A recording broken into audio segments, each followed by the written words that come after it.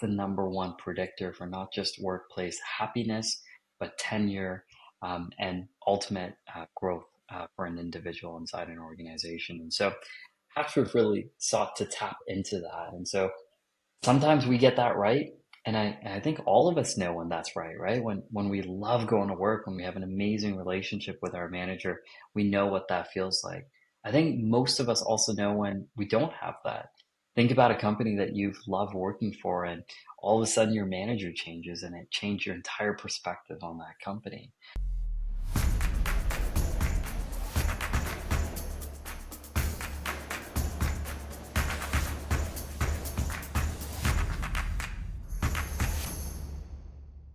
Welcome to Amplify Your Business, the podcast where we dive deep into the journeys of successful entrepreneurs to uncover the strategies, the insights, the mindsets that drive business growth. I'm your host, Lance Johnson, and today we're excited to have with us Imran Syed, the founder of Hatchproof. Imran is a seasoned entrepreneur and leader who's tackling one of the most pressing issues in today's world, and that is employee retention. Imran's journey is fascinating, from growing up in the Middle East during the Persian Gulf War to becoming a tech entrepreneur in the Silicon Valley. He's held leadership positions at several companies, including Oracle and Instapage, where he served as CEO. Now with Hatchproof, Imran is combining AI and behavioral science to revolutionize how companies approach talent management and retention. His unique perspective on the future of work and leadership in the AI era promises to offer valuable insights for entrepreneurs at every stage of their journey. Imran, welcome to Amplify Your Business. We're thrilled to have you here today. Awesome. It's so good to be here, Lance. And man, I wish you could just do my intro everywhere. That was fantastic. Thanks. I appreciate it. Well, okay, so I just have to divulge a little bit here and be honest. So I did run that through AI, and so AI definitely helped me out here. This is an AI enabled podcast in a few different ways. So I love it. Thank you for yeah, the honesty. yeah. So I can't take all the credit. That partially has to go to Claude. Okay, so can you tell us about your journey from growing up in the Middle East to becoming an entrepreneur in the US, and how these experiences really shaped your approach to business? Yeah, absolutely. Growing up in the Middle East was a fantastic experience. Specifically, Saudi Arabia. My dad worked for Saudi Aramco. I was very, very privileged. I got a chance to go to an American private school growing up, and when we eventually migrated out of Saudi Arabia, we first went to Canada, and my family settled into Toronto. And I remember getting to Canada and doing an ESL test, and they kind of turned to me and they're like, "You speak better English than the kids here." And I was like, "Oh, this is fascinating, exciting." My mom always kind of jokes that my dad's idea of resilience is taking us from one of the hottest places to dumping us into one of the coldest places in, Yeah. in the world. And so um, Canada was kind of like my teenage years. I got a chance to go to my uni over there. Um, Loved it. Still have some great ingrained friends. Got into the tech sector, and somebody had given me advice early on of, while you're young, try as many sectors and industries as you possibly can. And Mm. early career was at brands like MGM Home Entertainment, where I did my first sort of internship, and that got me a job at Disney in Canada. And I went from entertainment over to energy and worked at Ontario Power Generation of all things. And Wow. kind of migrated from there to tech. And once I kind of fell in love with tech, I knew I had to be at the mecca and center of tech. And that's what really took my journey to San Francisco. And in 2013, I migrated from Canada to the US. And kind of the rest is kind of history, and kind of grew up here.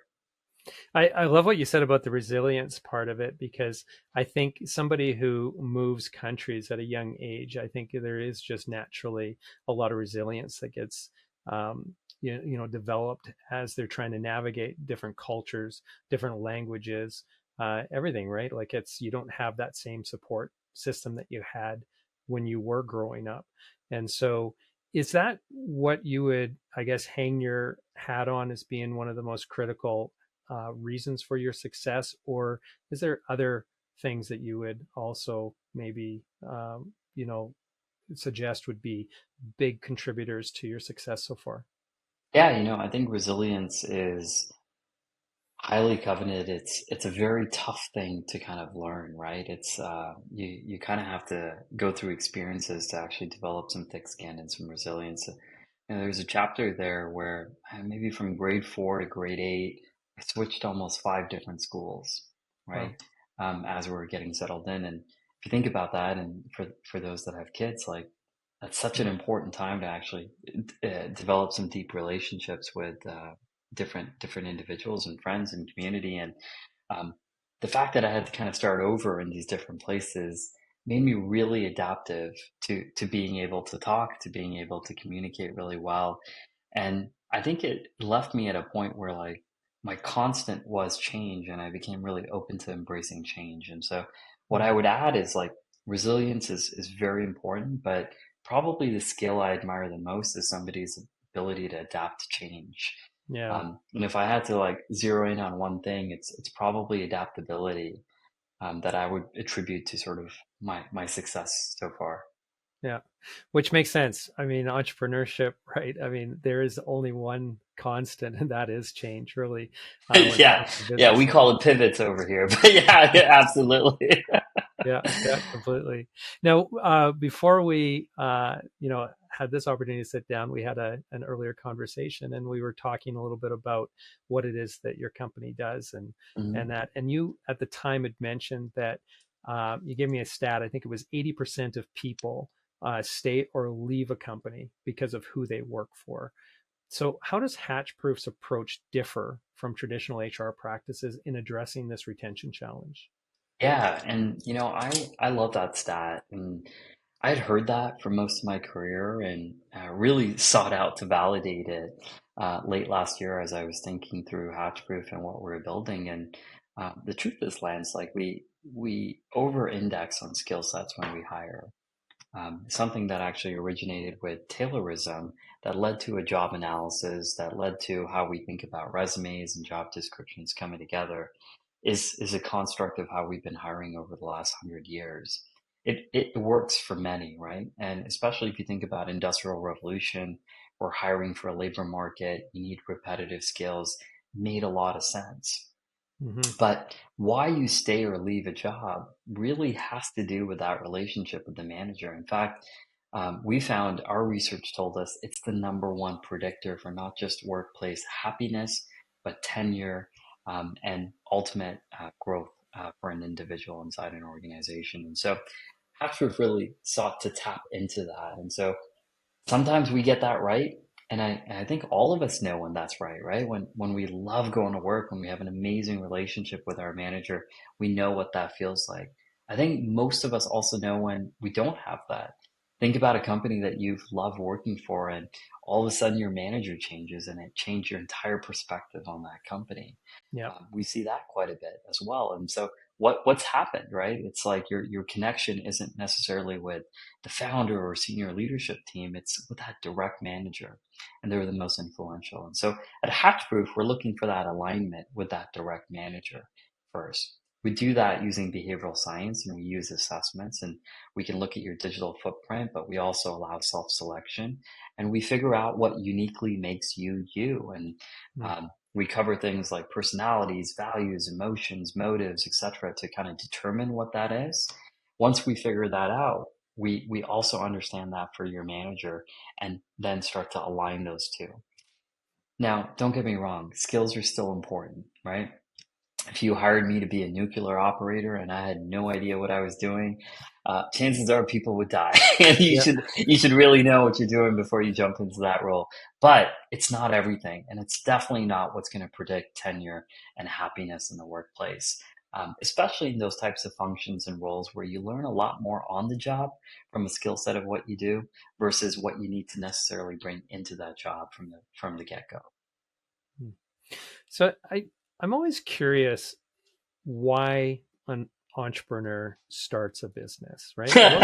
What was the impetus behind this for you? Did you have a series of bad, experiences with managers, or did you just see a better way of managing the people that you had on as part of your team, because you know had significant roles in your career so far, right? So you had a lot of people reporting to you. So Yeah. share with us where this all came from, why you started it. High thresholds for pain to know, wanting to be an entrepreneur. Yeah, it definitely started from experiences that I've had. And, I've, in 2021 had a chance to manage our HR function directly at Instapage. And when I take on a role or take on a function that reports into me, I generally tend to go really deep. And I Mm, remember we had a leadership position that actually left the organization, and I got a chance to step into it along with my day job, and got to see all of the different silos and some of the challenges. And at the same time, Lance, we were going through a very unprecedented time in our history, um, managing COVID, right? And trying to yeah, figure out, like, how does this impact work? And I think both for employees and employers, it was a tremendous wake up call and opportunity that we need to show up differently here. And that's where the first origins of the next thing I build has to be in this space, because I'm just so fascinated by all the change that's taking place and what is that future going to look like of work. yeah, And so that kind of set the groundstone of, like, why and where I was going to be. And then secondly, I have seen some terrible hires in my time, and I've seen that make profound impact on organizations. And um, that deeply impacted me. I was kind of left with, hey, there's so much that goes into this bet that you make that this is going to be right. And when you're wrong, and a Harvard Business Review study found that 30% of folks don't even make it past the first 90 days inside an organization. And so we tend to get it wrong a lot. Our solution has typically just been throw more hiring at it. yeah, But the amount of disruption that takes place inside the organization is massive. yeah, An organization of about 100 has somewhere between 660 to 2.6 million in turnover costs annually. yeah, And so, massive. it impacts everybody. And so, yeah, I think a combination of, like, being really fascinated with the space and future of work, and then seeing some of the challenges firsthand and how that derailed opportunity for us as a business. And then lastly, I think just the pandemic and Mm. how that changed me as an employee and what I was looking for, and the demands I expected from a business to sort of provide, changed everything for me. So you talk about, or you've used the term, the future of work a few times Hmm. here, and I admitted at the forefront of the interview that I used AI to help me write your intro, and I'm just want to go back to, again, one of the things we talked about in our previous conversation. You were throwing around a term which I really loved, and it was you feel that we're in the AI plus human era, Hmm. right? So not the AI era, but the AI plus human era, which I really love, because we hear everybody saying the AI era, but it's so true, right? We are still a very very important piece, thankfully, in this whole equation. I'm curious, how is Hatchproof leveraging AI to improve employee retention and management? And then, what advice would you give to other entrepreneurs who might be are listening to this right now, who haven't embraced AI quite yet in their businesses or their workflows? Yeah, yeah, definitely. And um, AI plus human era is an important distinction, right? And I think I joked that Skynet hasn't gone live yet, and the machines haven't taken over. And um, it, AI is only going to be as good as sort of the inputs that we're putting in, right? And even something as a very simple interface as a chat GPT, it will only produce as good as, like, the prompts. And No. it has been proven that folks that are strong writers generally are actually outputting stronger content from AI, because they're kind of configuring it and asking the right questions to help push that out. There's a great book called Cove Intelligence that actually speaks about this era that we've entered into, where it's us working together to actually explore and get better as a team, right? And Mm-hmm. the team concept I use quite a bit. um, Hatchproof leverages AI almost as a central theme. So behavioral science sits in the center of what we do, And we use AI in multiple different ways to actually enhance our user journey. And I think that's important because I see AI as like a tool in our toolbox. I don't see it as everything in the toolbox. Yeah. And if we leverage it to solve all of our problems, we'll probably fall short. If we approach it to solve none of our problems, we'll probably fall short. So for your latter question on entrepreneurs, I would really challenge them to think about it that way, right? We had we had architects, we had woodworkers, we had um, contractors and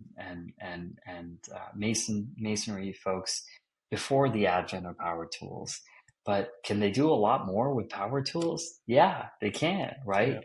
And so, it's a very simple example of like almost every technology disruption we've had, no matter how painful or like what it means from a change management standpoint in the beginning, leads to a greater optimization of both that individual, that human aspect, that human capital aspect, and the technological aspect. And it's true for power tools, it's true for computers, it's true for telephones. It's just every single thing. And I don't see AI as anything different, Yeah. right? I really don't. And I really do hope as we get to general artificial intelligence kind of state that we're going to continue to actually leverage it in areas that it's going to be additive and supportive and really coexist for greater opportunity and greater growth. Like what are we going to be able to imagine? What are we going to be able to build in this new reality?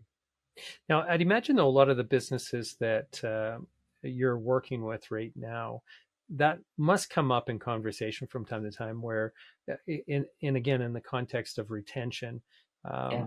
where there's a lot of, I think, fear that employees have. Am I going to be replaced, right, by AI? And like what we just discussed, we're really in an AI plus the human era, and so no, you're not going to be replaced, but it's still something that is concerning for so many people. Any advice there, I'm sure you've had a lot of time to really reflect on this, um, for other entrepreneurs who are facing that as they start to introduce more AI into their workflows and the impact that it's having on people, but more importantly, the fear that it's maybe infusing. And how do you, any advice on how entrepreneurs can overcome that and really get the employees to buy in and really embrace it so that they can become that better mason, like you said, with the better tools and so on? Yeah, yeah, absolutely. One thing I will say, unlike previous technological advancements, I do believe that the rate of adoption is decreasing, meaning that we're picking it up a lot faster, right? And if we looked at Yeah, um, the transition from typewriters to computers in a workplace environment, and just kind of followed those decades that took place, there was a lot of time for that change to take place. Um, for us now, Lance, like change is happening so rapidly, especially in developed countries, right? And where we have access to this stuff. And, um, totally. Yeah, it's, so that makes it scarier, right? That makes it very scary for employees because it's in your face. And, I think, something that we also have the good fortune and sometimes like the double-edged sword is we have access to so much more information than we did at different technological advancement, inflection points in our history. And um, that again, I think compounds like the threat, if that's what we're searching, or the embracing of these types of technologies, right? And so you've got probably the most extreme versions of those two sides, right, that you see out there in the marketplace. And um, I absolutely can appreciate how that can lead to uncertainty, fear, and ultimately, that question of like, what does this mean to what I do? yeah, And I was listening to something the other day that was talking about AI is actually going to be the most disruptive for knowledge workers. Um, and, in previous technological advancements, it's actually impacted more skilled workers than Yeah. it has the knowledge worker, right? And we're kind of seeing Totally. this like equal disruption Yep. across the world where you've never seen that before, right? So I think again that amplifies who this impacts, you know. And before, you know, we used to look at things like, oh, robots, like that's a great thing, isn't it? And then you've got the person building the car saying, no, it's not, right? Like I'm going to lose my job, right? And Yeah. you know, it makes a lot of sense. And what I will say is, like, I think, like any technology emergence, there's going to be new fields that are going to get created Mhm. and new occupations that are going to unfold. And I also, you know, strongly believe the construct of work in this 5 days a week, 9 to 5, like that is going to get heavily disrupted, right? And um, so it's going to lead to more opportunity to kind of find more balance into what we do to sort of find fulfillment. And the last thing I remember talking to you about in our previous conversation was like, we want to do our best work. And you see a big drive towards doing that. And what does work mean and self fulfillment? And you know, if I think about Maslow's hierarchy of needs, we're moving towards self actualization, Yep. especially in developed countries. And so I think that all kind of fits into this mold. And the best advice I can give to folks out there is, you know, stay educated, right? Stay up to date. I think change is really tough. Change is really tough, and if it was easy, we'd all be so adaptable. But we know it's very tough. But I find the only way I can combat change is through knowledge and Yeah. understanding. And the more I can stay up to date with it, the more comfortable I feel embracing that reality.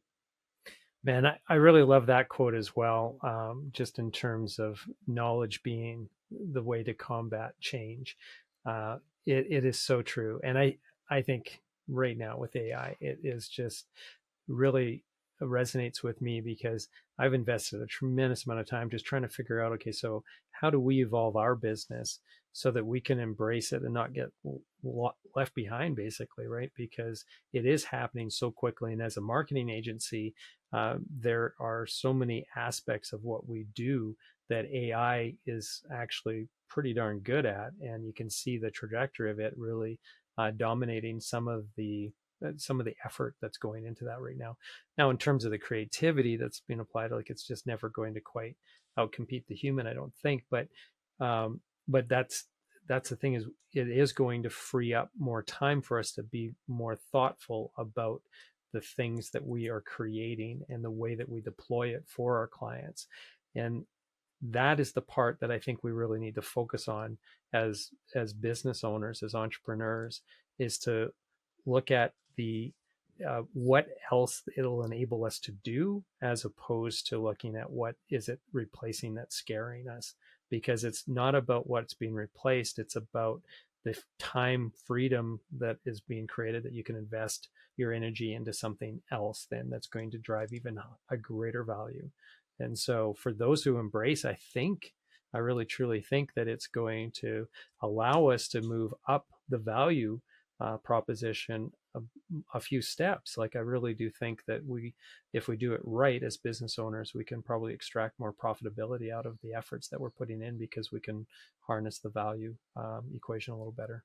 Yeah, I totally agree. And I think the other area that's really interesting is like the time to value changes quite a bit, which I think is a win for all businesses out there, and how Yeah, fast we can see value creation versus what it used to be. And I also, you know, I'm kind of following closely like the hourly bill rate yeah, and what does that mean anymore, right? And you know, when you can compute things and put together business plans in seconds, you know, sure they're not perfect and they may not be completely customized, but will they get you 80% of the way there? I think so, yep, right? And you know, what yep, does that mean to the hourly billable, right? And yeah, um, the world would be a very interesting place if we were all kind of prescribed to a value creation kind of mindset and saw things from a value perspective and even ask yourself, hey, what value am I creating here today? And by asking that question, doesn't matter how that's coming to be, if that's AI helping you generate that, or how much of that is from the individual human capital. It's a combination. And again, I go back to it's all tools in your toolbox. Yeah. Yeah, 100%. And I love what you're saying there too about the rethinking the way that we, the pricing model is going to be, because this is something that a lot of entrepreneurs, especially in the service side of things, like professional Yeah, services. So like what we're doing, we often compute things back to, okay, well, how many hours is that going to take, and what is our billable rate going to be, and then that's how we calculate out what the price is, as opposed to doing the value based pricing. And I know there's tons of gurus out there that talk about value pricing and how that's a much better model is. yeah, And the example I remember back in my university days, where the professor was going through that as a model, and he was using Nike and the swoosh, right, for the value of that. He said, like, a graphic designer can create that swoosh in a matter of seconds. It's not in how much time it took, but the value that has as an iconic brand now. But it was definitely needed to come from a place of potential, iconic brand. And so the thought and everything that goes into it, and that's where the value is. The value isn't in the effort, but the value is in actually the result. And yeah, like I think that you're right. AI is going to allow us to shift our thinking a lot more along that, or alignment there a little bit better. Another example of that was I just got back from some holidays, and so we're on this beautiful lake, and I thought, let's rent a boat for a few hours, and the boat rental was a few $100s an yeah, hour. So you calculate it out plus the fuel and everything else. It's like, wow, that's pretty expensive, right? And then you start thinking about it, and you go, okay, let's compare it, relative to other things. And so we just went out for a meal just the night before, and it cost me $350 for the meal. And that was just a meal that, it was wonderful. Not to disparage the meal at all, but it definitely wasn't a few hours out on a lake with, the family, the kids, and everything else, and making all these incredible memories and so on, right? And so just there's so many different ways of looking at value. So comparatively speaking, but then also just the value of having that time, right? So that's cool. yeah, absolutely. Just staying on the topic of the future of work, I'm curious, is there anything else, besides obviously this big disruption that AI is having, that you can think of that maybe is going to be impacting businesses and entrepreneurs over the next, say, 5 to 10 years? I mean, 10 years means it is probably almost impossible to predict, but over the nearish term, besides AI, is there anything that businesses should really be keeping their eye on? Yeah, I would say the world's getting smaller and smaller. Mm, And talked a little bit about this like digital currency and digital kind of work, or that's available to everybody. And so as you as a marketing agency, for example, like you're not competing with the marketing agencies that are local and yeah, anymore. Folks totally. and businesses have access to folks from around the world. And I think that is a really significant disruption that's increasing, that I'm seeing more and more of. And that AI is also helping those individuals be able to deliver things at faster rates. But I think the accessibility of the internet is making the world a smaller, smaller, smaller place Yeah. at the speeds that it is. And so that's definitely something worth thinking about. I think for a lot of us, we were you know can get often very focused on locally delivering something, and we have to think a little bit bigger. Um, if we're finding talent to help support us that's coming from a global environment, maybe we should be delivering value that not just impacts us locally, but also impacts us globally Mm. out there in the space. And so, yeah, I would say that's a big factor that I'm watching. Yeah, and that's really really profound, because like with our business, I actually saw that as just such a huge opportunity. And so I didn't think about it in terms of like, oh no, now I'm going to have to compete with all these companies, globally who are competing for my local business. I saw it as being, oh my God, I get to go out there and I get to try to compete, and gain customers in the US and in the UK and in Australia and so on. And so I just see it so much as opportunity, and which is again another trait of entrepreneurs, right? We don't usually see the stumbling blocks as challenges as much as opportunities for something else. But it's really true on the retention, or sorry, on the recruitment side of things too, and just the staffing perspective. Hmm. So we now have staff in, I think it's 7 different countries now. Wow. Yeah, and we're a small company, and so Yeah. it's just really amazing. Not only has the marketplace opened up in terms of who we're competing against and where we're competing, but then also for the talent that's coming in, which again would have a big impact in terms of those retention strategies too. Any advice for companies like mine who have employees that are distributed around the world? And I think that's going to be an increasing norm, like you said, in terms of globalization. So any thoughts on that in terms of retention and what you really specialize in? Yeah, I think that you're not alone, and we're going to see a lot of that, and um, you know, it really adds to the whole diversity and inclusion type piece of it, because I do think, Lance, like Mhm. you'll have a stronger organization with this representation of voices from around the world that kind of come in and play with it, and will bring new ideas and different perspectives to your business and ultimately improve that business as a whole. I think that what it's going to help us understand more is different cultures. And, if I could kind of take it out of like the business context for a second, it's a very exciting notion for me, because I think the more we understand and the more humanized we make other cultures and other regions and other countries, the higher chance that we have of really getting along as a species. And so 100%. Yeah. I love the idea of being able to like have somebody on the team that's in Nigeria, or having somebody on the team that's in Pakistan, or having somebody on the team that's in Far East Asia, because uh, they become real, right? And it's like Yeah. they're a real contributor, and it's no longer a person from this place. It's like, hey, that's Jim, right? And that's who he embodies. And so I think it's a great thing for businesses, to be honest. And I think that the more Americans and the more Canadians that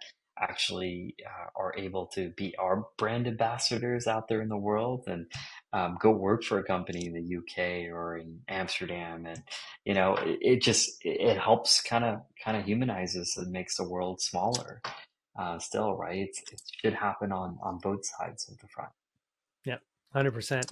I totally agree. This focus that we've have sometimes on our differences is Yeah, just complete BS, right? I mean, there's so many things that 99.99% of it is common. We we can relate across the board. absolutely, There's just a absolutely. tiny differences. Yeah. I know when I started my career in marketing, it's like when we would do campaigns, or when I was working with clients at Oracle, it was immediately you looked at how do you differentiate to dominate, and you were like really focused on what makes a target audience different and speaking to that different stuff, and you seldom focused on like what's the continuity across all of these, right? And we're kind of wired purposely, I think, to look at those discrepancies sometimes, where we have way more in common than we have different, for sure.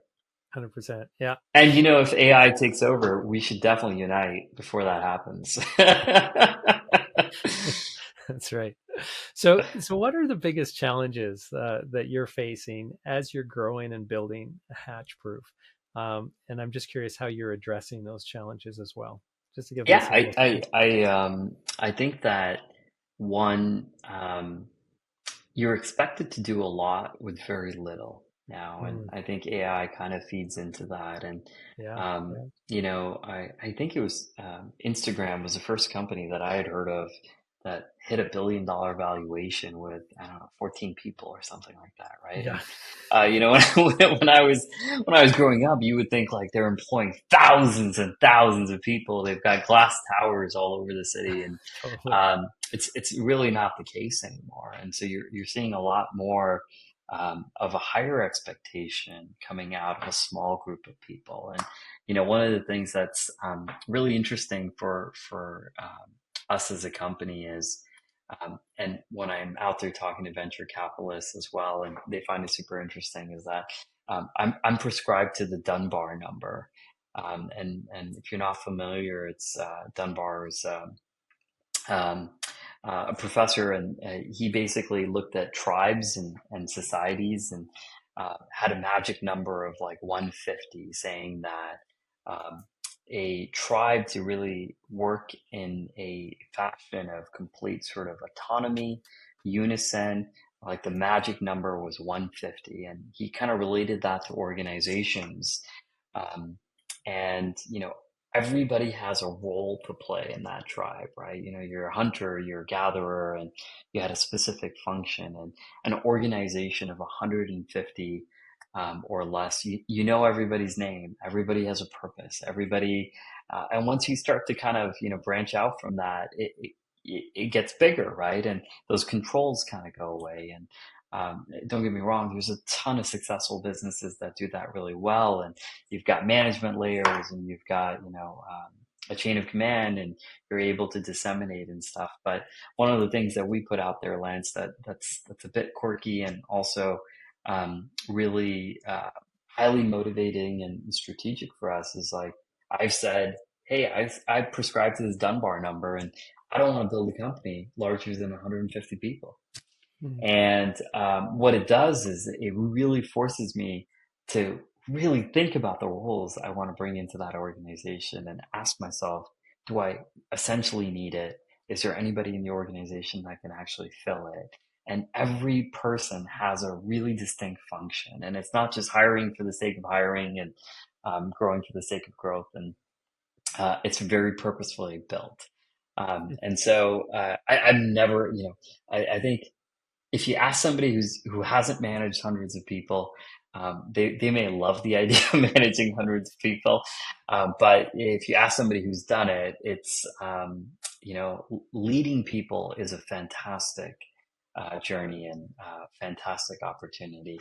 The art of management can be tiresome and challenging. It's another reason that I'm so bullish on Hatchproof, because I love this idea of continuous improvement, and sort of like this Kaizen piece of like our approach to work, and how we can do it better. But yeah, so I think like using that Dunbar number as an example, I think it's like me really embracing this idea that you can be a big company, but you don't need a big footprint to do that anymore. yeah. And I think that's really a convergence of AI that helps make that happen.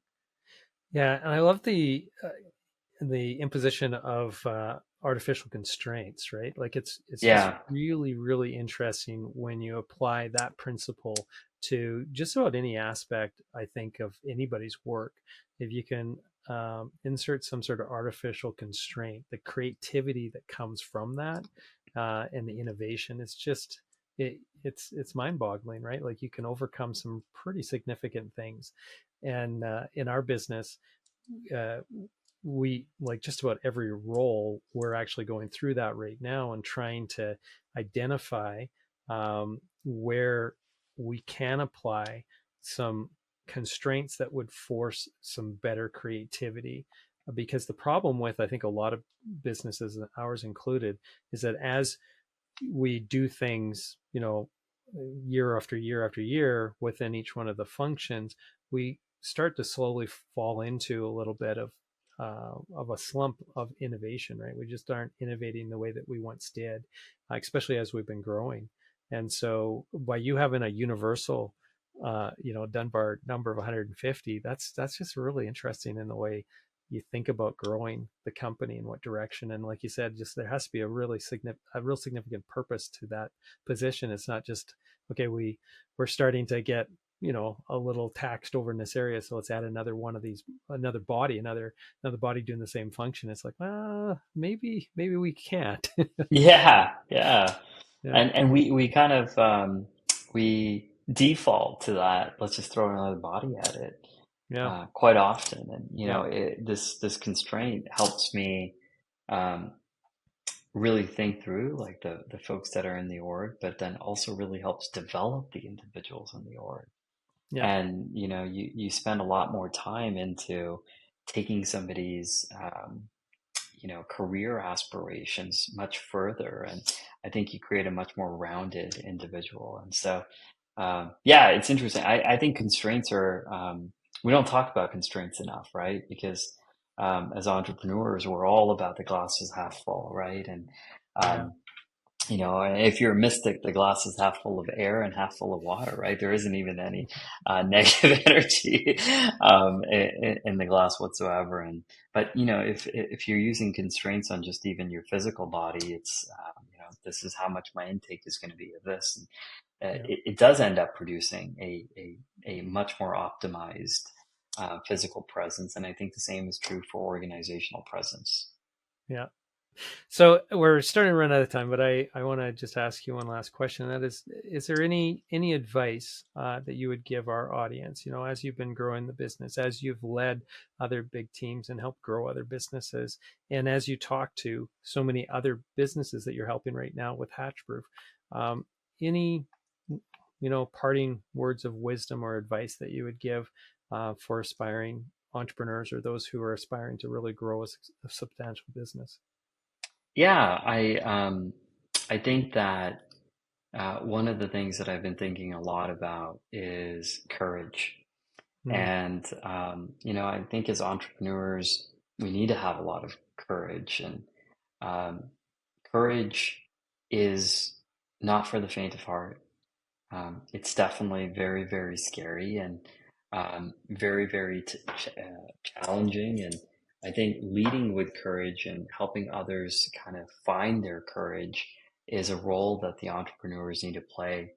And, along the way, courage combined with discipline can create this incredible mix of an entrepreneur, of an individual, of a leader that is so grounded and so steadfast in what they're doing. And so um, I think that when we think of attributes out there, and my kind of closing thoughts are, um, we tend to think about them as like singular, right? You either have this or you have that. And yeah. my advice to folks is start to think about some of these attributes in combinations, and because you really are just more than one thing, Mm, and how you sort of come together with those attributes really makes a difference. And to have courage but not discipline is probably something that isn't going to be a good recipe for success. But to have the two together work really well mm. together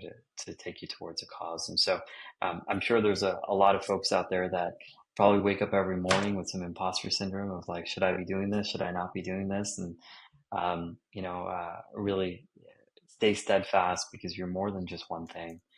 You're multiple things, and it's really how you come together that makes the distinction and makes you who you are. Yeah. Awesome. Love that. Okay. So if somebody wanted to connect with you to learn more about Hatchproof and how you can help their business, where should we send them? What's the best way to Yeah, connect? come over to my house, Yeah. dinner. No, I'm obviously I'm kidding. LinkedIn, please. I'd love for you to connect with me on LinkedIn. Visit us at www.hatchproof.com. We have a beta open, and so we're looking for some key early customers to bring through our beta program. We're working with our design partners right now, but if you're interested in the future of work and want to challenge how folks join an organization, whether you're large or small business, we'd love to talk to you. I'd love to talk to you about your use case, and that'd be the best place to get started. Excellent. Well, thanks again. I really appreciate you taking the time today to share your expertise with us, your experience. I know that people are going to gain a lot from it. And for those of you who are listening today and really enjoyed this episode, and you want to check out some other entrepreneur stories, head over to amplifyyourbusiness.ca. That's where you're going to find our archive there. And of course, we just subscribe to us on any of the major podcasting platforms. You'll find us on all of them. So thanks again, Imran. I really appreciate it. And everybody else, have a prosperous day.